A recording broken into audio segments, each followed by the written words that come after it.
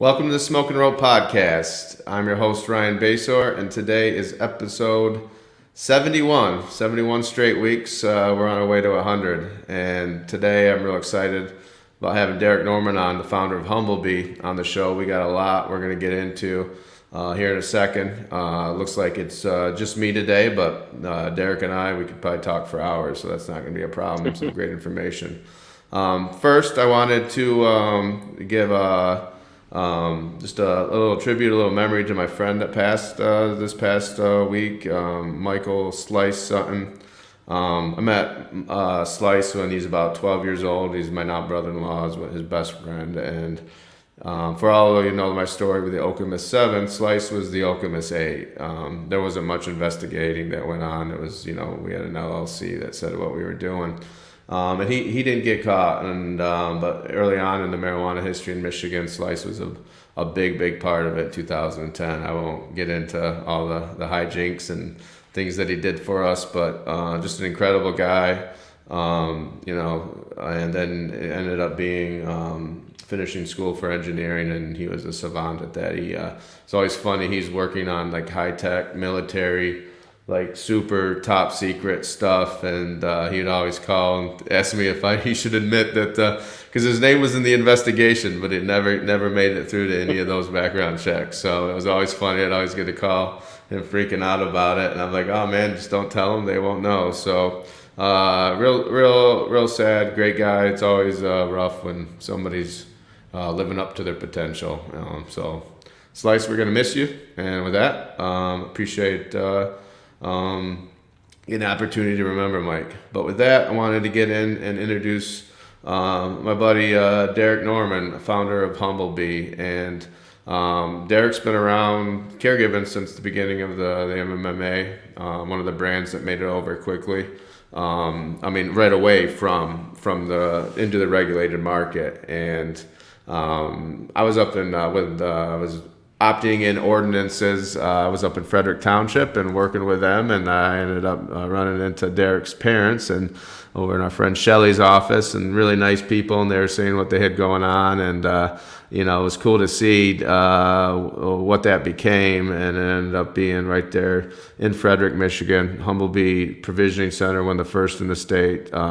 Great redemption supporter.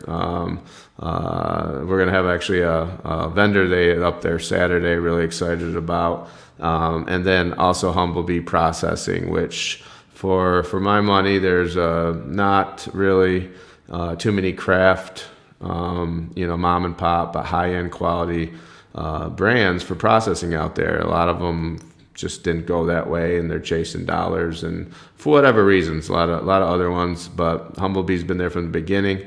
We've got some cool stuff to announce.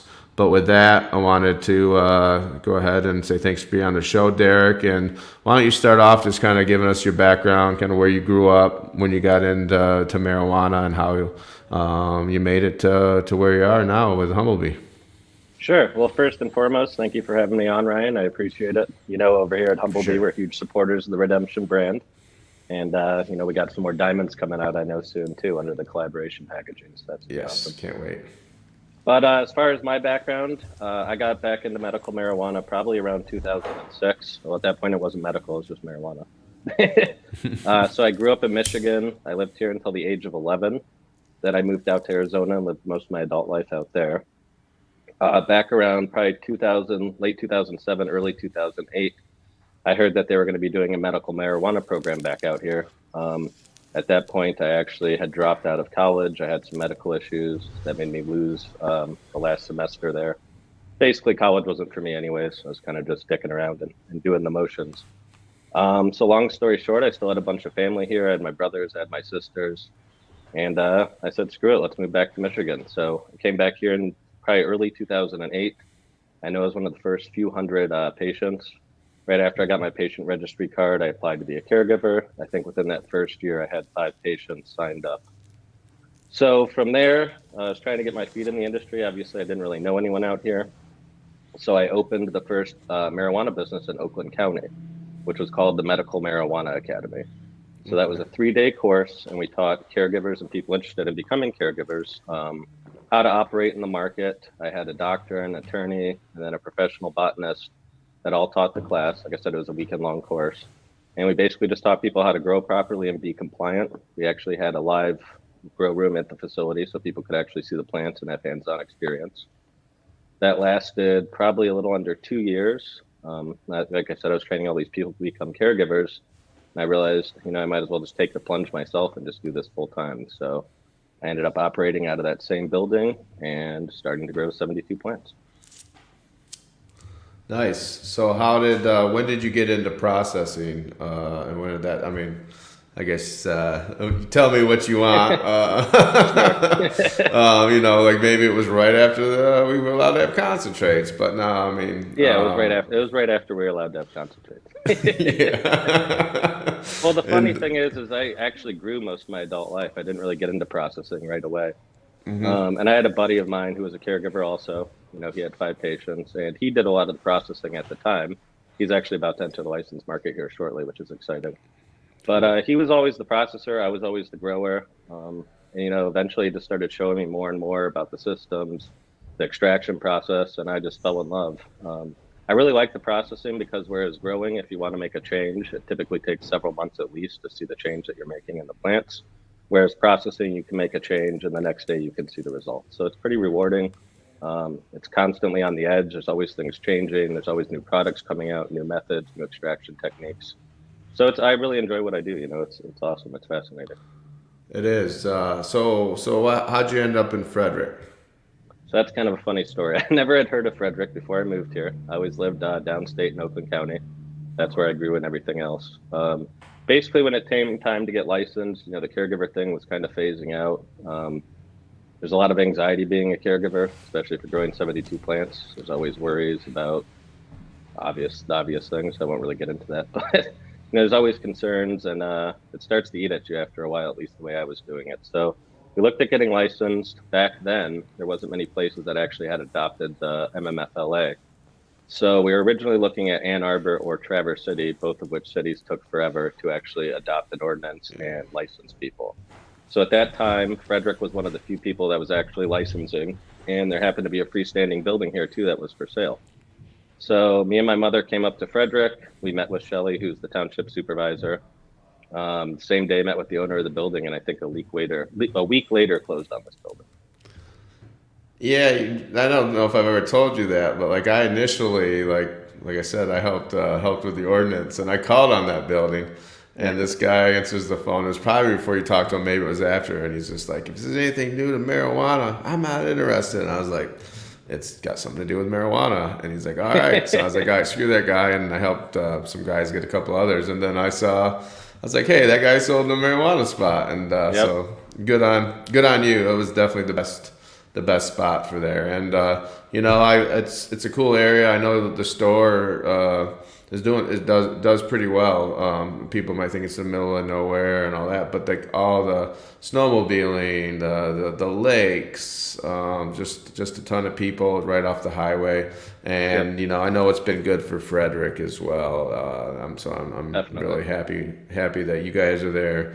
Driven Grow and Driven Processing is there, and that's the old Frederick Inn's probably getting a lot more business. So it's a little bit, yeah, for sure. Yeah. So the big announcement, we've been talking about it a little bit on social media now, and it's the Cannasaur project, the NFT that you are, you came to me and graciously asked if the Redemption Foundation, and then also we include the Last Prisoner Project, would be involved. It'd be a great way to give back, and we're doing got a lot of initiatives going right now at the foundation. So thank you for thinking of us. But why don't you explain it to us like we're 10 years old? Okay, so obviously everyone has different levels of understanding when it comes to crypto. Cryptocurrency is Bitcoin, Ethereum are the two major ones most people know about. By this time, though, most people have heard about Bitcoin. So I'll just kind of default to that. Essentially, though, what it is it's a way of doing transactions and keeping information that is held on the blockchain. Now, what the blockchain is essentially a series of computers and programs that keeps track of all this information. So it's not digitally stored in any one place. It's kept across the entire network, meaning that the whole thing is transparent. No one can really hack it. Bitcoin has never been hacked since it started, which is quite the accomplishment. Yeah. Okay. But yeah, it's run on a bunch of different computers, so everyone's basically held accountable and knows what transactions are occurring, what prices are happening, so on and so forth. So an NFT is a non-fungible token, so meaning it can't be touched. It exists on the blockchain, so it exists in the digital universe. And it could either be an image, it could be a concert ticket. There's many ways that an NFT could be.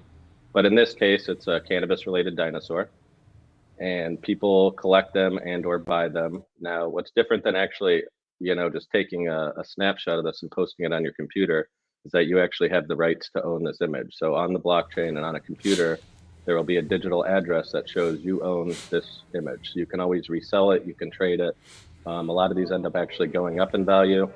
There was a project that came out back on April. A lot of people have heard of this one if you're into cryptocurrency, which was called the Bored Ape Yacht Club. Those originally came out for about $230. The cheapest one now is over $200,000. Wow. So it's interesting. It's brand new, right? I know that there's some breeders and people that do genetics actually starting to release strains on the blockchain. So you would verifiably own that strain. It's proven you're the only one that owns it. Then you can sell it and transfer it to someone else. It transfers on the blockchain, and now that person owns it. So it's a way to prove that you own something digitally. Yeah, that's incredible. So tell us about when we're launching and what people can do to as far as purchase. Sure. So the project is going to launch on November 30th. There's 4,420 images. They're all unique. There's also going to be 10 one-of-one Cannasaurs, so cannabis dinosaurs. For a few of those, we have like Cheech and Chong that look like dinosaurs. There's some pretty cool images as far as that goes. Our website, which you can see here at the bottom, is cannasaur420.com. We also have a Discord channel and a Twitter as well, which are both available on that website. There's a link on the top of the header. Yeah, it's a really exciting project, though. I think a lot of things are going to start to move towards digital and towards blockchain, like concert tickets, restaurant reservations, so on and so forth. Recently, actually, this morning, a major cryptocurrency project just purchased one of the NFL stadiums as well. I saw that. Yeah, there's a lot happening. Nike last week is saying that they're going to get into it and operate in like a digital metaverse. So I don't know if you've ever seen that movie Ready Player One. Yeah. But basically, people live more virtually than they actually do in real life. And I hate to say this, but I think that's actually a possibility here in the next 10 years. So when that occurs, or if it occurs, a lot of these digital projects, that's going to be like your avatar, so to speak, in an online world. You can use it as your avatar. Yeah. That's so a lot wild. of these things, That's a wild. lot of these things are taken off quickly. Even some of them that you own actually provide rewards. So there's certain images that you can own, and they give you a percentage of a cryptocurrency every single day that you own this image. In our case, what we're doing is mostly to give back to different nonprofits and charities. So in this case, the Redemption Foundation and the Last Prisoner Project, which a percent of our proceeds are going to be going to both of those, as well as a resale value. And the whole point of doing this is really to build up an online company and then keep pushing this forward and keep doing give backs to nonprofits and different charities, through the sales of these images. Yeah, that's great. Tell us as far as the artist. I love the artwork. I'm definitely going to be grabbing some. How did you meet the artist, and what's their experience?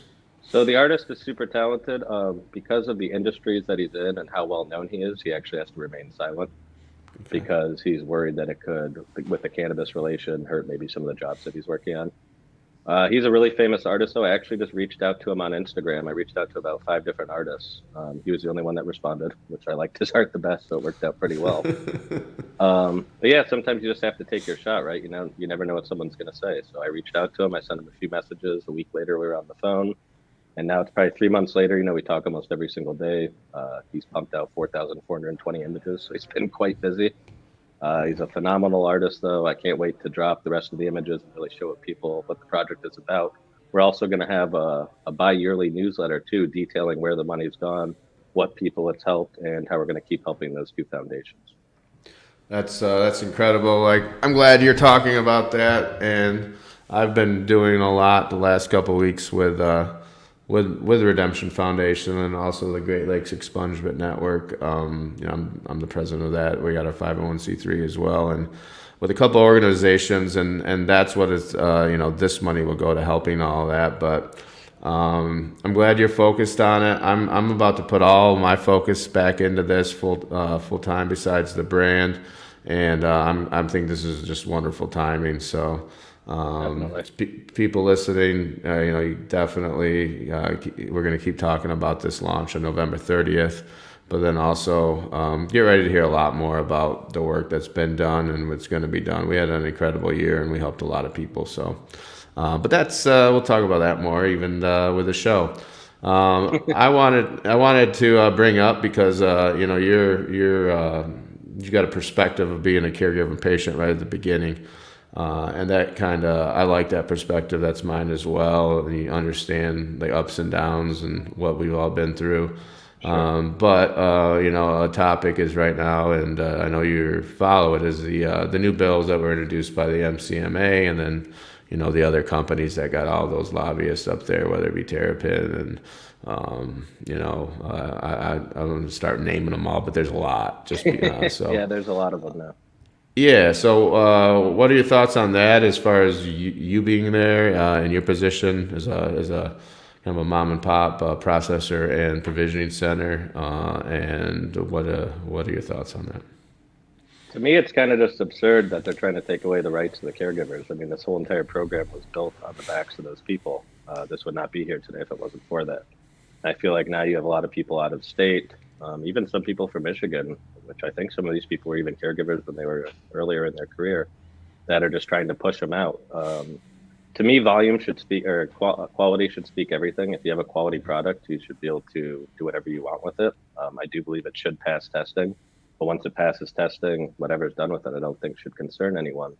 You have these big brands here in Michigan and from out of state that are just simply trying to push these people out.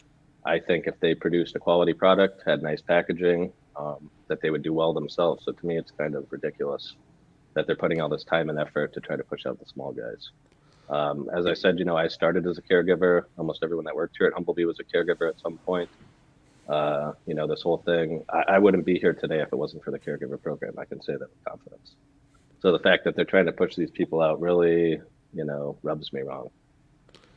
Yeah, I agree with all that, Derek, and it comes down to the point that they're, we hear what's going on, and some of these bigger companies are for sale and have been for sale, but nobody's biting on them because they valued themselves super high, and they need the care, a lot of market forces that aren't free market to happen. Artificial controls, which they're trying in order for them to make that sale. And they're getting told by the big boys that want to come in, and you've seen starting the collaborate, the mergers and acquisitions and the buy-ups, that they're not going to buy their companies until this happens. So I think that's why it's just a relentless march on that, and that's why a lot of the people that as that Redemption works with is all we're caregivers.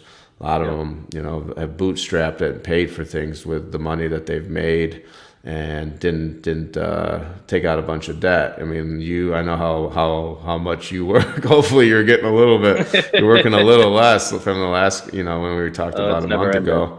Yeah. So I mean, what would you cost for a company starting off with your knowledge, and you're doing all that, and you're in there and you're controlling it. I watch like a Tom Beller or Drew Driver and Kevin and all these guys that are doing the work, and these big companies paid for CFOs and CEOs and all that stuff, and then it makes your cost per gram go up. So Michigan, yeah. If you're a caregiver, I mean, the only hurdle, I guess, to getting into the license market is yourself, right? It's not easy. It's not just easy money. It's not just quick money, and you better be prepared to work 12 to 18 hours a day for at least the first year. At least I don't think I took a day off for the first entire year I worked here. 7 days a week. My day off was like a 3-hour stretch, and I was very happy to have that. But nothing's easy in life. If you want it hard enough, you got to just give everything you can and just be relentless and nonstop grind. Talk to people in the industry, and just try to find your path or your way, and do what interests you. If you follow your interest and you're dedicated, you will make it. Yeah, I agree. Basically, just never giving up. I do think that as well. That where there's a will, there's a way in Michigan. You might not own it, be able to finance everything, but you can go out and find a property. You can have a skill set. There's a need for skilled people. The labor market in Michigan on marijuana. If you've got a really good retail employee or really good anything right now, you can just shoot to the top. It's pretty fun to seeing a lot of and that all comes from the market that we have. The reason that I'm allowed to be in it, the reason you're allowed to be in it. If it was just like in Illinois or Ohio, you're not going to see any of these innovations happening. There's no competition even at that level. So. No. I don't think. Speaking of that, from what it sounds like, they don't have the votes, and lenders coming back and maybe negotiating, but anything's possible. And the other point is even if this doesn't happen this time, they're not going to stop. They're all in. They're all in at the table, and this is part of the thing that they need. So I guess we'll continue to watch that and see how it plays out. But since you've been around for over a decade, you know that this is just part of it. It happened in 10, happened in 11, happened in 12. Yep. So it's just, it's always going to be there. What's going on as far as what are you seeing with Croptober? Because you have an interesting point of view. Yeah, you have an interesting point of view. You understand from the grower side because you're buying, or whatever your deal is that you have, but you're talking to the growers and doing contracts. But then you're also running a retail, and I know it's happened last year. People panicked. There's a lot of companies that are running paycheck to paycheck, or even having to have owners cut checks to cover payroll because of that. The growers I'm talking about. So there's some desperate growers out there. So just what are you seeing, and compared to last year? I know, but retail, we just had a great October, 166 million, so we didn't have the dip like last year. So what do you think? Yeah, I think in retail you don't see much of a dip. I think, unfortunately, so when we get discounts on products, we always pass it along. We have really cheap prices comparatively to the area and actually the state. I don't think a lot of retail places do that. I think they just increase their margins. So that's a little bit unfortunate, but this year is definitely at least 10 times crazier than last year. And I foresee next year even being more so. Everyone I've talked to that's a farmer, this is like small compared to them. They're going to be 10 times and 20 times in their operation by next year, which to me is just wild because, I get multiple phone calls every single day or text messages. Hey, are you processing frozen? Do you want to buy any biomass? Do you want any material? Or do you need, weed? The prices on weed have dropped at least 50% at least in the last 2 months. But with that said, everyone knows it's coming, right? It's a certain time of every single year, and you got to be prepared for it. I mean, if you have all your eggs in one basket, it's kind of difficult to operate. And with that said, I do unfortunately foresee some people going out of business this year. I know it's tight for a lot of people, and there's so much product just sitting everywhere that it's kind of hard for people to move it, and they have bills to pay and they have licensing fees. So it's definitely a difficult time of the year. As far as being a processor, it's a good time for me to take advantage of it. Yeah. A lot of people have a lot of product. I can kind of sift through everything, see what's going to produce the best, see what's going to extract the best, what has the best terpene profile, cannabinoid content, and kind of go from there. So for me, it's kind of exciting because also I can set up things with farmers and say, well, hey, we did that this year. Say, hey, I want these strains grown. I want them grown this way. I want them harvested at this time. So it's cool from my point of view because it gives us a lot more control over the crops, and a lot of people are willing to grow them the way that we need for quality. Yeah, they need an outlet, and you're a great outlet. What's it like with your concentrate brand during Croptober? We have a lot more volume. We just lowered our prices as well. I think everyone's prices are lowered, but there's some live resin, I think wholesale even going for like $12 a gram now. Which obviously, I know what goes into it. I don't know if that's color CRC, outdoor. Yeah, it's got to be CRC though. And it might be people just extracting dry material and calling it live resin. I know there's groups that do that as well, unfortunately. You pay for what you get, right? You got to pay for quality. Is it going to be 300% more? No, it's definitely going to be more, but you're getting a product that is not only medicinal beneficial, but it's also a full spectrum, and it has a nice terpene profile. A lot of these extractors that do the color remediation or CRC, you're actually stripping a lot of the terpenes out of the product too. Yeah. So you're making an inferior product. You're taking more time to make it. You can sell it cheaper because you can extract warmer. We extract super cold, which makes a nicer product as well, a lighter color, no fats, lipids. But a lot of these people, it's just a volume game, right? And I think those people are starting to run into trouble. Um, a lot of people are just in it for volume. They don't really care about the quality, and they're just pumping out as much as they possibly can. And there's a point where that just stops, and people aren't going to buy it anymore. And you're going to move some, but you're not going to be in it for the long haul, in my point, in my opinion. So, like my buddy always says, this isn't a sprint, it's a marathon. I love that, and I think it's very accurate. So you got to constantly be innovating, releasing new products, coming up with new methods. We're actually about to launch, something I'll share on here. We're going to be launching medicated lemonades in the spring. So we'll be one of the first groups to actually get it to market. I think there's one drink out there right now.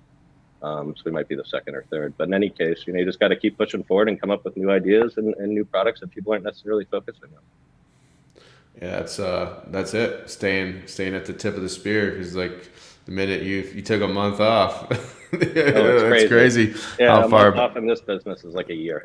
Yeah, that's why it changed so quickly. I was out of commission for a while, and then couldn't be back in it with strict probation, and I'm not back yet, but I'm getting there on a lot of stuff. I feel like I've learned so much in the last year and a half on the cannabis and then you side. Probably have a lot. Then you probably have a lot of catching up to do, I'm sure, as well. I mean, you miss a few days, and it's like 2 weeks. Like you have a million phone calls and emails, and yeah, it is. So, I'm happy.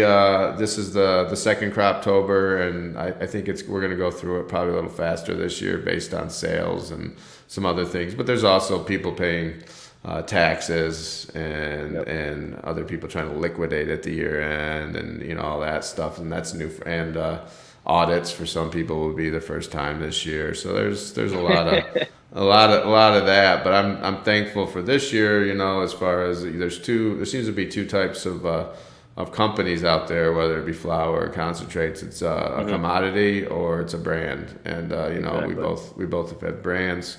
Stores like yours continue to order and sell through, so customers are getting it, and I appreciate that. So that's been that. But then for the companies out there that are just selling always on price and that's it, they've gone from $2,000 a pound in the summer down to $800, $900, $700 a pound. It's pretty wild.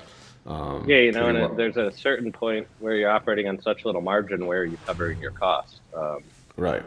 And a lot of that comes down to quality. People reduce the quality because it's cheaper to produce in mass than it is a quality product. So now you have crappier product coming out, and of course it's cheaper and there's a market for it, but that's just not, that's not the path we want to take. It never was. We always think if you make a quality product, the rest comes later. So we literally just always focus on quality.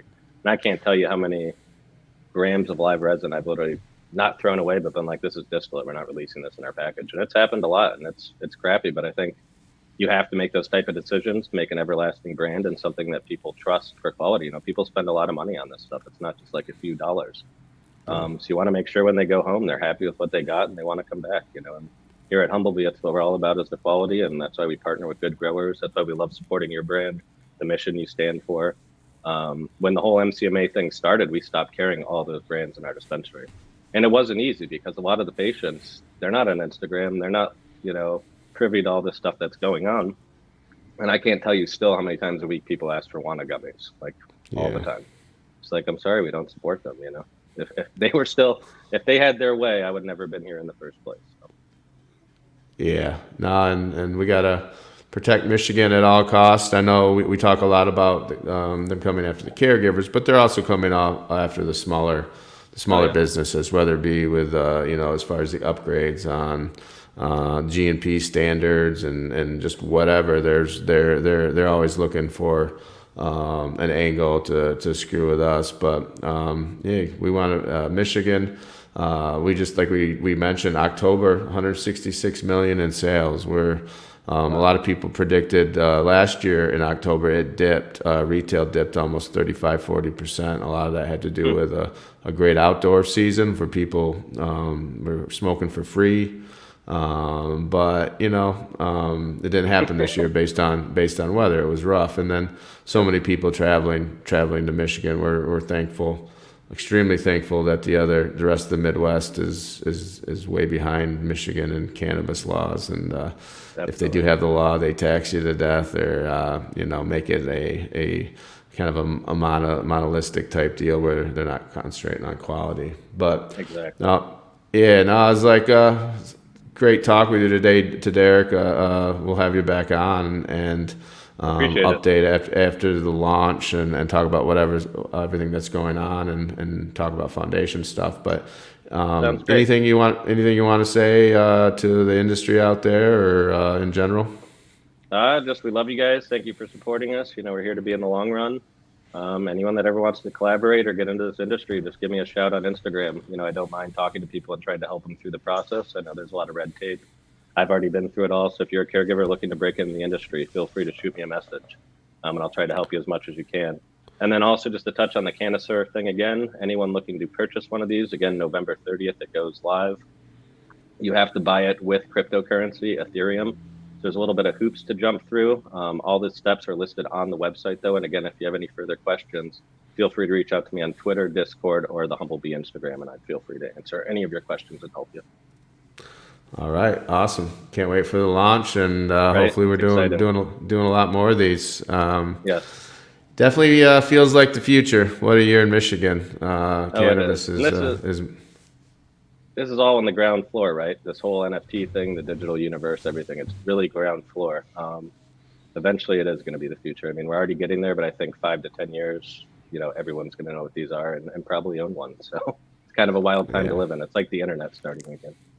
Yeah, it feels like the world's just speeding up. So yeah, it's not stopping. Enjoy the ride. That's what I say. I want to live a long time. I want to see what happens here. But once again, appreciate it, Derek. Love you having on the show, and just another great example of operators in Michigan. The reason we're doing a little bit different here, and the reason our market, I believe, is so strong. Glad to have Derek in it. And with that, we're going to see everyone next week. Thanks, brother. Take care. Appreciate you having me. Thank you. Have a great day.